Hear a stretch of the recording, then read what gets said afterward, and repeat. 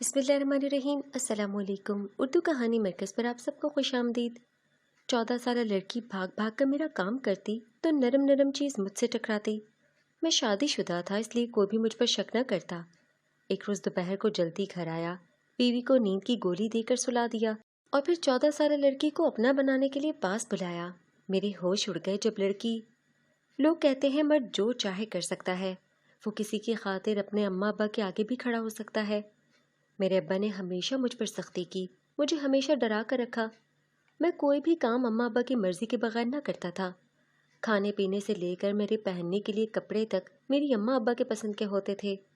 मेरी अम्मा घरेलू खातून थीं। मैंने अपनी तालीम मुकम्मल की, मगर इतने साल के अरसे में मुझे ये तक इजाज़त न दी गई कि मैं कोई एक दोस्त बना लूँ। वक्त का काम है गुजरना तो वो गुजर ही जाता है। मैं भी जवान हुआ तो अब काम करने लग गया।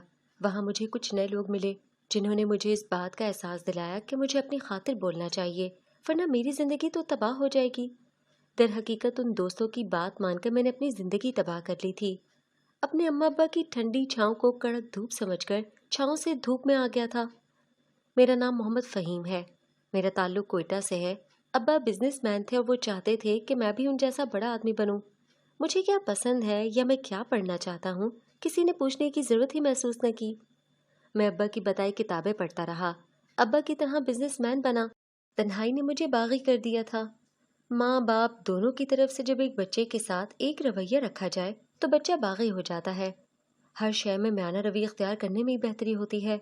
वक्त गुजरा और मैं अम्मा अब्बा से बहुत दूर हो गया, मगर अम्मा अब्बा दुनियावी कामों में इस कदर गुम थे कि किसी को मेरी दूरी से फर्क भी नहीं पड़ता था और ना कभी किसी को महसूस हुआ था। मैंने बिजनेस शुरू किया तो अब अम्मा ने जिद पकड़ ली कि वो मेरी शादी करना चाहती हैं, मगर अब की बार भी उन्होंने मुझसे मेरी मर्जी न पूछी और अब्बा ने अपनी भतीजी से मेरा रिश्ता बगैर मर्जी के कर दिया। बातों ही बातों में जब मैंने अम्मा से इस बात का शिकवा किया तो अम्मा ने ये कहकर मुझे टाल दिया कि जो बड़ी फैसला करते हैं वो फैसला बेहतर होता है, मगर मैं किसी सूरत राजी न था। जब अम्मा ने मुझे धमकी दी कि अगर मैंने वहाँ शादी न की तो वो मुझे कभी माफ़ नहीं करेंगी, तो मैं अम्मा की बात मानकर राजी हो गया। मगर मैंने सोच लिया था कि मैं अपनी बीवी को खुश नहीं रखूंगा, उस पर इतना जुल्म करूंगा कि वो मुझे खुद छोड़ जाएगी। मगर मैं ये भूल गया था कि अगर मैं एक बेकसूर को सजा दूंगा तो मैं भी जालिम कहलाऊंगा। शादी की तैयारियां उरूज पर थीं, मगर मैं किसी भी बात में कोई दिलचस्पी नहीं ले रहा था। अम्मा अब्बा बनावटी मुस्कुराहट सजाए मुझे सबसे मिलवा रहे थे, मगर मैं खामोश था। शादी हुई तो मैंने अपनी बीवी पर जुल्म करना शुरू कर दिया। मैं उस पर हाथ उठाता, उसे मारता पीटता और उसे बात बात पर ताना देता कि ये सब तुम्हारी वजह से हुआ है। तुम ना होती तो मेरी शादी मेरी पसंद से हो जाती। मगर मेरी हैरत की इंतहा न रही जब वो खामोशी से मेरी सब बातें सुनती रहती। मैं रात भर उस पर जुल्म करता, मगर वो बुत बनी मेरा हर जुल्म सहती और बस एक ही बात कहती कि मेरा अल्लाह वकील बनेगा। मुझे उस वक्त उसकी बातें महज फिल्मी बातें लगती, मगर मैं ये बात भूल गया था कि इस कुल कायनात का रब तो दिलों के राज तक जानता है और फिर किसी मासूम की आह तो आसमान तक जाती है। मेरा जुल्म दिन ब दिन बढ़ता ही जा रहा था। मैं अपनी बीवी पे कोई ध्यान न देता, उसकी ज़रूरियात उसकी ख्वाहिशात का कोई ख्याल न रखता। अगर माँ बाप कुछ कहते तो मैं उन्हें ये कह डालता कि अब वो मेरी बीवी है, मैं जैसा चाहूँ सलूक कर सकता हूँ। आप लोगों का मुझ पर जैसे हक है और जैसा आप लोग मेरे साथ सलूक करते आए हैं या मुसलसल कर रहे हैं, मेरा भी ऐसे ही अपनी बीवी पे हक है। मैं जैसा चाहूँ सलूक करूँ। मैं ये सब करके अब्बा को ये बताना चाहता था कि उनका हर फैसला मेरे लिए गलत साबित हुआ। मेरी हर ख्वाहिश को मारा गया। अक्सर औकात हमारे बड़ों के फैसले भी गलत साबित हो सकते हैं। दिन गुजरते गए और अम्मा अब्बा मुझ पर हर वक्त नजर रखते, मेरी छोटी छोटी बातों को टोकते रहते। मेरा बीवी से कैसा रवैया है उसको हर नजरिए से जांचते रहते। मैं इस सब से मजीद तंग आ चुका था। एक रोज शाम के वक्त मैं घर आया तो मैंने अपनी बीवी से कहा कि वो सामान बांध ले, कल तक हम अपने घर में जा रहे हैं। मेरी बात पर तो जैसे सब हैरान हो गए थे। अम्मा ने बेयकीनी से मेरी तरफ देखा, मगर मैंने किसी की नजरों पर ज्यादा तवज्जो न दी। मेरी बीवी के दिलो दिमाग में क्या चल रहा था मैं ये नहीं जानता था, मगर इतना जानता था कि वो खुश नहीं है या खौफजदा है। मेरे अम्मा अब्बा ने मुझसे पूछा कि किस घर की बात कर रहे हो, तो मैं चीख उठा और उनसे कहने लगा कि अब मैं खुद मुख्तार हो चुका हूँ, अब मैं अपनी मर्जी से जिंदगी जीऊंगा। मेरे अम्मा अब्बा मेरे लबो लहजे पर हैरान थे, मगर मुझे उनकी परवाह ही कहाँ थी। अगले रोज ही मैंने अपनी बीवी को लिया और एक अलग घर में रहने लगा। ये घर ज्यादा बड़ा तो नहीं था, मगर बनावट में बेहद खूबसूरत था। मेरी बीवी घर को देखकर कुछ देर हैरत में डूबी रही। मुझे भी एक मर्तबा उस पर तरस आया। میں نے خاموشی سے سامان کمرے میں رکھا۔ گھر کافی دیر سے بند ہونے کی وجہ سے گندا ہو چکا تھا۔ میں نے گھر کے لیے ایک ملازمہ رکھ لی تاکہ سب کام وہی کرے۔ میری بیوی اس بات سے بہت تنگ تھی۔ وہ ہمیشہ میرا کام خود کرتی تھی، مگر میں نے اس سے یہ حق بھی چھین لیا تھا۔ میری ملازمہ ہمیشہ پردے میں رہتی، مگر اس کی آنکھیں مجھے ہمیشہ اپنی طرف مائل کرتی تھیں۔ میں ہمیشہ اپنی نظریں چراتا، مگر اب سب میرے بس سے باہر ہونے لگا تھا۔ ایک روز میں کام پر گیا، مگر دوپہر کے وقت گھر کسی کام سے آیا۔ اس روز سے پہلے میں کبھی گھر نہیں آیا تھا۔ میں نہیں جانتا تھا کہ میری بیوی اور ملازمہ اس وقت کیا کر رہی ہوتی ہیں۔ میں نے جیسے ہی دروازے کا لاک کھولا تو میری حیرت کی انتہا نہ رہی، کیونکہ میرے سامنے ایک کھلے لمبے بالوں والی حسین سی لڑکی کھڑی کام کر رہی تھی۔ پہلے مجھے شک ہوا کہ شاید میں کسی اور کے گھر میں داخل ہو گیا ہوں، مگر مجھے ہوش اس وقت آیا جب ملازمہ ایک دم بوکھلا گئی اور جلدی سے مجھ سے چہرہ چھپا کر کچن میں بھاگ گئی۔ میری ملازمہ بہت خوبصورت تھی اور میں اس پر عاشق ہو گیا۔ میں اب کام کی جگہ گھر رہ کر اپنی ملازمہ کو دیکھتا رہتا۔ وہ بھی اب مجھ سے پیار کرنے لگی تھی۔ میں اس کو ہر چیز لا کر اپنی بیوی سے چھپا کر دیتا۔ ایک روز رات کے وقت بیوی کے سونے کے بعد میں ملازمہ سے ملنے آیا اور اس سے باتیں کرنے لگا۔ مجھے اپنے پیچھے کسی کا سایہ نظر آیا۔ میں نے جیسے ہی پیچھے مڑ کر دیکھا تو وہاں میری بیوی کھڑی تھی۔ وہ مجھے ملازمہ کے ساتھ دیکھ کر اونچا اونچا بین ڈالنے لگی۔ مجھے اپنی بیوی کی اس حرکت پر بہت غصہ آیا۔ میں نے اپنی بیوی کو غصے میں طلاق دے دی اور اس ملازمہ سے شادی کر لی، مگر میری بیوی جاتے وقت مجھے بددعائیں دینے لگی اور کہنے لگی کہ عنقریب تم سڑک پر آ جاؤ گے۔ میں اپنی بیوی کے ساتھ بہت خوش رہنے لگا تھا۔ وہ میری ہر چیز کا خیال رکھتی، وہ بے حد خوبصورت تھی۔ مجھے ایسے لگنے لگا تھا کہ جیسے میری زندگی شروع یاد سے ہوئی ہے۔ میں اپنی شادی شدہ زندگی میں بہت خوش تھا۔ اپنی بیوی کو لیے جگہ جگہ سیر و تفریح کے لیے جاتا، مگر ایک بات جو مجھے بہت عجیب لگی، میری بیوی مجھ سے دور دور رہتی تھی۔ رشتہ بھی نیا نیا تھا، اس لیے میں بھی خاموش رہتا، مگر ہماری شادی کو 3 مہینے کا وقت گزر چکا تھا۔ اب تو میں بیوی کے رویے سے تنگ آ گیا تھا۔ ایک دن رات کا وقت تھا جب میں اپنی نیند پوری کر رہا تھا۔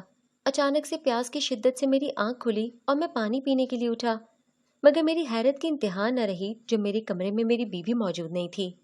میں حیرانگی سے کمرے سے باہر نکلا تو داخلی دروازے سے کسی کی آوازیں آ رہی تھیں۔ میں حیرانگی سے باہر کی طرف آ گیا، مگر میری بیوی وہاں اکیلی تھی۔ میں نے جب اپنی بیوی سے پوچھا کہ یہاں کیا کر رہی ہو تو وہ ایک دم چونک گئی اور خوف سے تھر تھر کانپنے لگی۔ اس کے چہرے کی رنگت ایک دم سفید پڑ گئی تھی۔ مجھے اپنی بیوی کا یہ رویہ کچھ سمجھ نہ آیا اور نہ یہ بات سمجھ آ رہی تھی کہ وہ رات کے اس پہر باہر کیا کر رہی تھی۔ میرے پوچھنے پر بیوی کہنے لگی کہ مجھے کمرے میں گھبراہٹ ہو رہی تھی، اس لیے باہر آ گئی، مگر اس کے الفاظ اس کی رنگت کا ساتھ نہیں دے رہے تھے۔ وقت گزرتا گیا اور میں اس واقعے کو بھول گیا۔ ایک روز بیوی کو سیر و تفریح کے لیے لے جانے کی سوچ میں جلدی گھر آ گیا، لیکن محلے والے میری طرف دیکھ کر آپس میں باتیں کر رہے تھے۔ مجھے کافی حیرت ہوئی، کیونکہ اس روز سے پہلے کبھی ایسا نہیں ہوا تھا، لیکن میں نظر انداز کرتا گھر میں داخل ہوا۔ سامنے کا منظر دیکھ کر میری روح کانپ گئی۔ جو میری بیوی کے ساتھ بہت سے خواجہ سرا تھے، میرا پورا گھر خواجہ سرا سے بھرا پڑا تھا اور مرد آ جا رہے تھے۔ میری حیرت کی انتہا نہ رہی، کیونکہ ان سب کے درمیان میری بیوی بھی موجود تھی۔ یہ منظر دیکھ کر میرا دل کیا کہ زمین کھل جائے اور میں اندر سما جاؤں۔ مجھے یقین نہیں آ رہا تھا کہ میری بیوی اس قدر بدکردار ہوگی۔ میری بیوی نے مجھے دیکھا تو وہ ایک دم گھبرا گئی اور کہنے لگی کہ یہ سب جو آپ دیکھ رہے ہیں یہ سچ نہیں ہے۔ ایک دم میرے کانوں میں اپنی سابقہ بیوی کے الفاظ گونجے تو میری روح تک کانپ گئی۔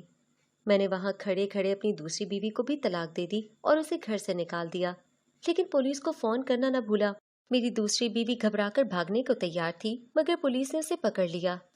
پولیس نے جب اس سے تفتیش کی تو سب راز فاش ہو گئے۔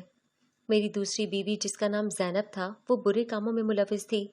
یہ اس کا کاروبار تھا کہ وہ ہر دوسرے مہینے ایسے ہی لوگوں کے گھر ملازمہ بن کر جاتی اور ان کے گھر تباہ کر دیتی۔ یہ اس کا پیشہ تھا۔ اس کے علاوہ وہ خواجہ سراؤں کا کاروبار بھی کرتی تھی۔ خواجہ سراؤں کو دوسرے ممالک بیچا کرتی تھی۔ اس کا پورا گروہ تھا اور وہ اکیلی یہ کام نہیں کرتی تھی۔ میں تو حیران تھا کہ اتنے معصوم اور خوبصورت چہرے کے پیچھے کتنا بھیانک چہرہ تھا۔ زینب کو عمر قید کی سزا ہو گئی تھی۔ میں اپنے گھر اماں ابا کے پاس واپس آ گیا تھا۔ مجھے اب ہر وقت اپنی پہلی بیوی کی یاد ستاتی رہتی۔ وہ میرا ہر کام کرتی تھی اور میرا ظلم بھی خاموشی سے برداشت کرتی تھی۔ میں ہمیشہ اسے ناکارہ سمجھتا رہا، جبکہ وہ ہیرا تھی اور میں بے وقوف کوئلے کو ہیرا سمجھتا رہا۔ میرے اماں ابا نے مجھے معاف کر دیا تھا، مگر شاید میری بیوی کی بددعائیں مجھے لگ گئی تھیں۔ خاموش دل کی آہ تو آسمان کو بھی چیر دیتی ہے۔ میری پہلی بیوی کے جانے کے بعد سے میرے حالات بدتر سے بدترین ہوتے گئے۔ میری بیوی نے آج تک مجھ سے کوئی خواہش کا اظہار نہیں کیا تھا۔ وہ ہمیشہ خاموشی سے ہر بات برداشت کرتی رہی، مگر میرے اندر بدلے کی آگ اور نفرت نے میری آنکھوں کے آگے پردہ ڈال دیا تھا۔ لیکن اب پچھتانے کا کیا فائدہ جب چڑیاں چگ گئیں کھیت۔ میرا بزنس بالکل بند ہو گیا تھا، میں خالی ہاتھ رہ گیا تھا۔ مجھے راتوں کو نیند نہ آتی، میں آدھی آدھی رات کو جاگ جاتا۔